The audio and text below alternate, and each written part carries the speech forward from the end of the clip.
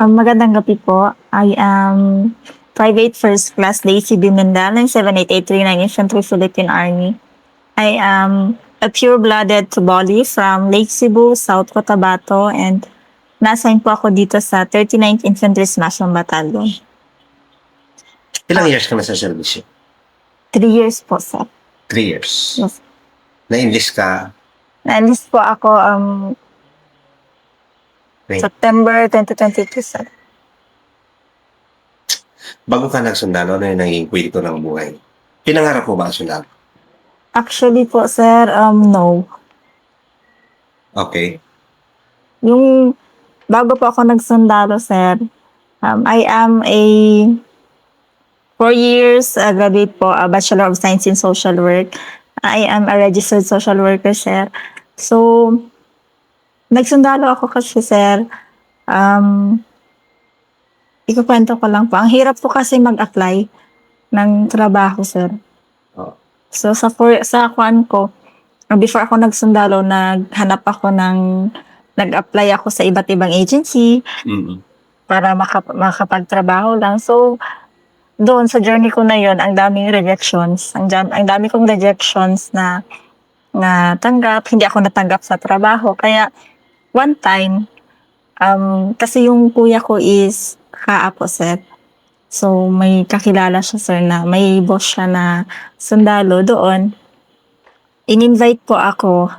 Sinabihan po ako ng kuya kung gusto ko ba magsundalo. So, that time, parang wala talaga sa isipan ko, sir, kung ano yung sundalo, ganyan. So, wala talaga sa isipan ko ano yung background ng sundalo, sir. So, parang napilitan na lang ako mag-exam ng APSAT nung time na yun. Kumbaga, yun yung bridge para masundalo kayo, kuya mo. Opo, sir. Pero hindi mo pinangarap. Hindi po, sir. Ano yung kuwan? Di ba taga Tibuli ka? Taga Lake Cebu po, sir. So, municipality of Tibuli. No, sir. Municipality of Lake Cebu. Kasi yung Tiboli, lahi po siya nga municipality, sir. Ang Lake Cebu, Municipality of Lake Cebu, ang mga tao is ang tribo Tiboli. Okay. Ganyan. So, yun. Opo. Ano yung kuwan? Di ba may traditions din ang kuwan sa... Ano meron doon sa Lake Cebu na very proud of ka na sa banggitin kung anong meron sa... Ang meron sa Lake Cebu, syempre yung pinipreserve talaga namin yung kultura namin, sir. Yung traditions namin as mga Tiboli, sir. Tapos, very proud ako kasi as IP, sa family ko, nandun pa rin yung good, sir. Nagbe-beads making kami, nag-embroider kami ng mga damit. Opo, sir. Ano yung primary hanap buhay doon? Maliban sa ganun doon, sa lugar?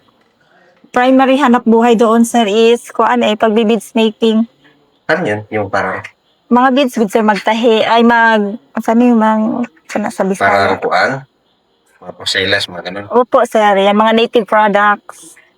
So yun yung hanap buhay niya. Oo, yun talaga yung siyempre, yung mother ko, sir, kasi yun yung trabaho niya dati, sir. Nagbebenta ng mga native products. Kumusta yung buhay niya doon? Ngayon, before ako nagsundalo, sobrang hirap kasi 10 kaming magkakapatid, sir. Wow. Kugihan kaya kong papa. Sobrang hirap, sir, kasi syempre, 10 kaming magkakapatid. Parang, ang hirap ng buhay talaga, sir. Pangilan ka? 7 po, sir. 7, sir. Pang-7? Opo, so sir. parang malapit ka na sa bunso. Yes, sir. Paano mo na-convince yung father-mother mo? Kasi babae ka papasukin niya sundalo na siguro yun. Paano yun siya? Actually, sir, hiwalay na kasi yung parents ko. So, yung mother ko na lang yung kinausap ko, sir. Parang sabi niya, yung una, parang ayaw niya, sir, Kasi syempre, pag sundalo, mag-training, ganon. Rigid yung training. So, parang, una, ayaw niya kasi mahaba yung buhok ko. Ayaw niyang... Makalbo? Opo, sir. Ayaw niyang makalbo. So, kinonvince ko talaga siya. Sabi ko, kung wala akong Siyempre kung hindi ako magsasundalo, ano yung gagawin ko? Ano yung sa akong trabaho? Mm. So yun, kinausap ko lang yung mother ko. Pero yung father ko hindi niya alam, sir. Hindi niya alam. Hindi niya po alam. Pero sa'yo, ilang tulong ang ginawa bago mo dinesisyonan na magsundalo ka? Actually, kuan sir. Kasi parang, story ko lang sir, wala yun ko naka-decide nga magsundalo kay karon gitawagan ko nga mag-exam. Pagkaugma dayon ko mag-exam sir sa APSAT. Kasi wala na ako nag-expect nga after 2 weeks. Papasa ka? Mga 1 month yun sir. After 1 month, napasa ako sa exam. Tapos after nun, dala ko na di ay ko sir sa division mag-strike. Ano sir ba? Kumbaga tuloy-tuloy na. Opo sir, dito na tuloy-tuloy. Tapos wala na ako naka-decide nga ani na ba. Tapos tong time nga to sir, nung time na andun na ako sir, nag-strike na sir. Doon pa tumawag yung mga agency sir na in-applyan ko dati. So ganun sir, parang sabi ko bakit ngayon pa? Bakit ngayon pa sila tumatawag nung una na nag-a-apply ako, walang feedback, ganun sir. So parang ano ko yun na baka dito talaga ako sa sundalo. Para kinuridas mo na lahat yung applyan. Opo. Sino yung unang... Opo sir. Kung sino yung unang opportunity or unang magtawag sa akin sir, parang doon na lang ako sir, yung ganun sir. Kasi sa babae naman, hindi naman priority yung sundalo, di ba? Opo sir. Kumbaga sa'yo, pasortihan na lang. Opo sir. Neither mong pinangarap. Pero nung masundalo ka, kumusta? Anong naging nabago sa'yo? O ano? Madami sir kasi ang layo ng civilian life sa sundalo sir. So maraming nagbago sa akin na ganito pala yung sundalo. Diba sa pagising pa lang ng umaga, tayo mga sundalo kay alas 4, alas 5 magmata na. So sa civilian parang doon pa lang nag-a-adjust na ako sir. But yun pa lang sa training, doon pala inaano lahat na ganito ang buhay sundalo. So wala kay kuan sa sundalo, meron kang magpo-follow ka sa command, pero pag civilian ka, walang magko-control sa iyo, sir. Sarili mo lang. Ganun, sir. Saan ka nag-training? Sa kuan sir, 10 DTS sir, 10 ID. Yung adjustment mo from civilian to training ka eh. Opo. First week mo, first day, ito na. Ano yung, gano'ng kahirap? Malibago ka, yung gano'n. Nanibago ako dun sa, syempre sa yung masi-masi, ganun. Parang, ano ba itong pinasok ko? Ganun yung question pa sa mindset. Ano ba itong pinasok ko? Bakit may ganito? Yung halo-halo na, sir. Halo-halo ng mga questions sa utak ko na doon ko naintindihan ko na, sir, kung ano yung sundalo. Naintindihan ko kung bakit ganun yung training. So, parang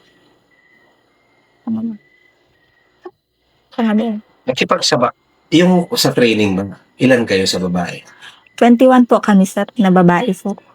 So, parang nakipagsabayan kayo sa lalaki, walang ano? Yung training, sir, same lang, sir. Pero same lang sa lalaki yung training, sir. Pero yung tulugan, siyempre, separate yan, sir. So, all activities? Parehas talaga, sir. Mapababae o lalaki ka, sir, parehas yung training, sir. Kinaya mo? Hindi, may mga araw ba na medyo mo? Actually, sir, hindi.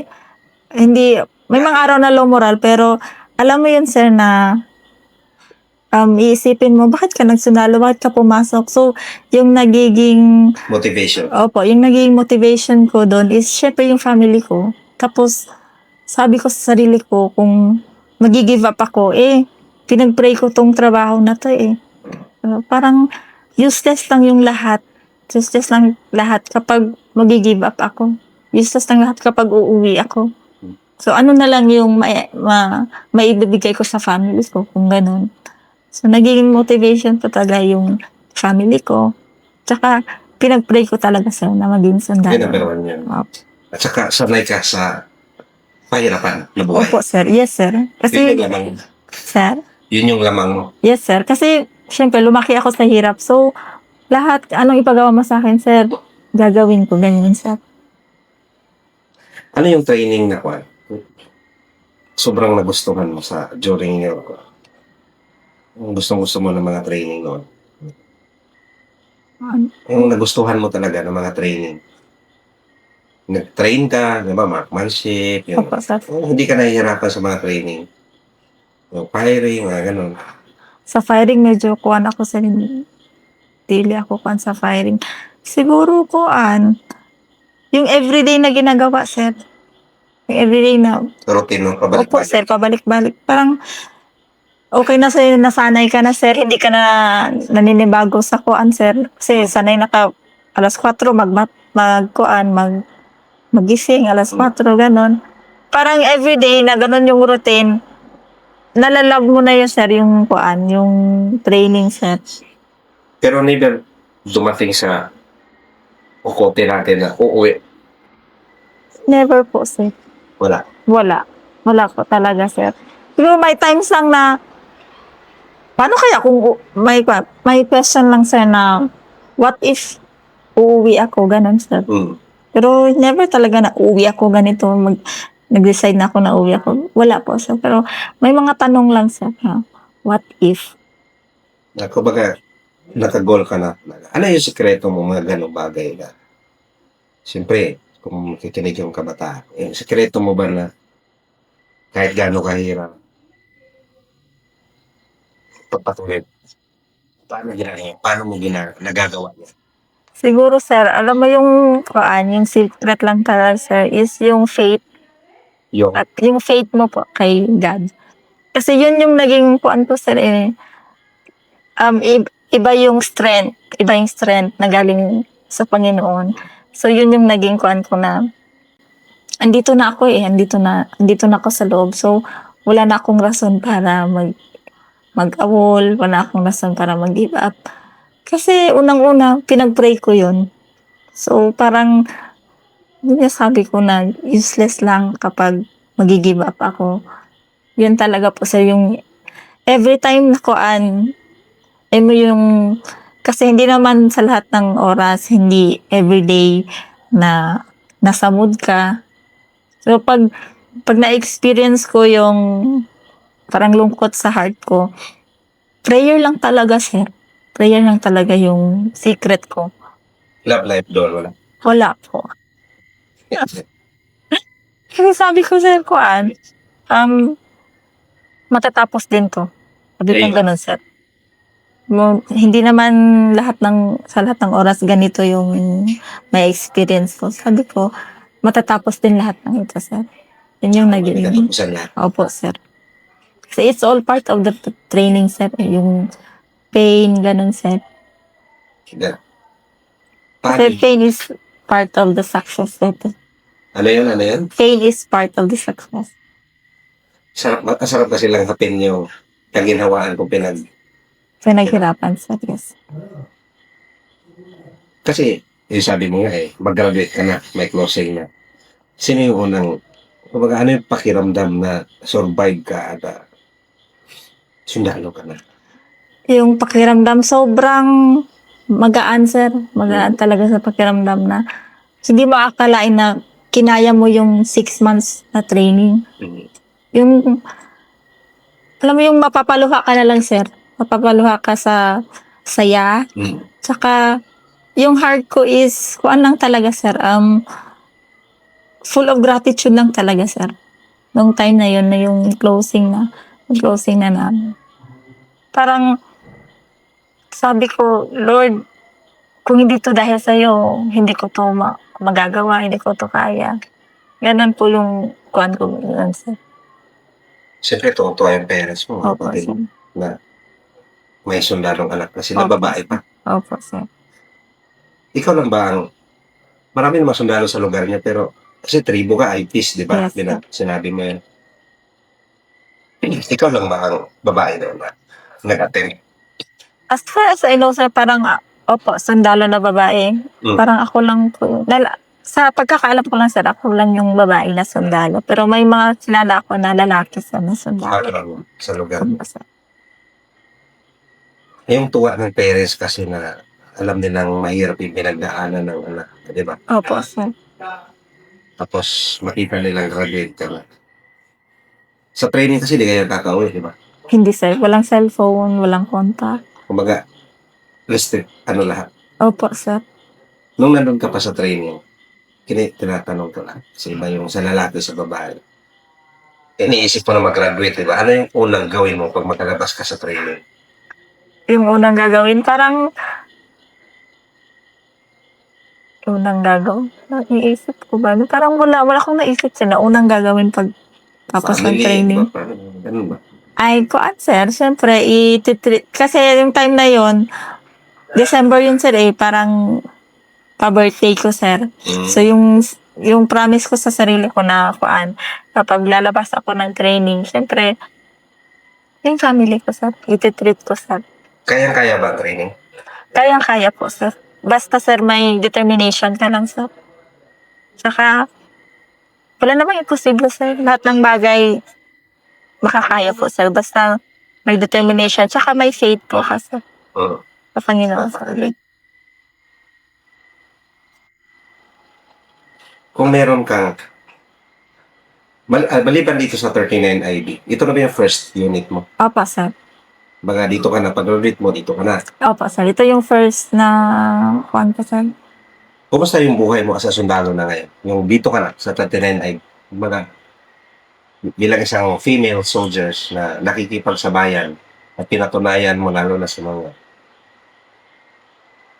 katribo mo. Awesome. Nag-duty ka na talaga. Awesome. Kumusta? Pagdating naman sa trabaho sir, okay lang po sir yung trabaho. Parang, syempre may mga senior ako, nag-guide sa akin. So parang, everyday is a kuan sir, meron kang matututunan. Ganun sir. So parang hindi ko nililimit yung sarili ko na matuto. Parang pag may mga bagay, syempre, pag may mga bagay na hindi ko maintindihan, andyan na naman yung mga seniors ko na pwede kong mapagtanungan. So, naging magaan po, sir, yung trabaho. Ganun, sir. Masaya. Opo, sir. Ha? Masaya po, sir. Isa ka ng sundalo. Yes, sir. Hindi mo na pinanghihinayangan mo. Dapat ganito mo. Hindi po, sir. Kumbaga, ito talaga yung naniniwala ka sa kumbaga, ito talaga yung linya mo. Yes po, sir. Kung may message ka na encourage, mga kabataan natin inspire na lang. Ano yung o advice? Siguro sa mga kabataan ngayon, lalong-lalo na yung generation, sir. Ang may advice ko is, there is no such things in life na instant success. Na you have to work hard for it, you have to earn it, you have to get down on your knees para makuha mo yung isang bagay. Siguro, never niyong kakalimutan si Lord sa lahat ng mga dreams nyo, sa lahat ng mga pangarap nyo. Kasi, oh my God!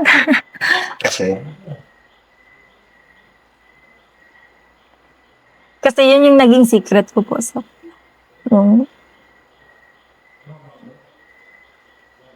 Bakit emotional ka pagdating sa ganyan?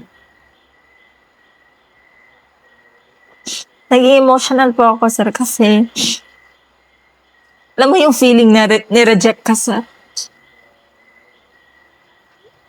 kasi ang dagal kong naging siguro 2018 kasi ako na-graduate sa ng kurso kong social work. So, parang 4 years ako naging tambay. Ganun ba? Ganun katagal? Opo.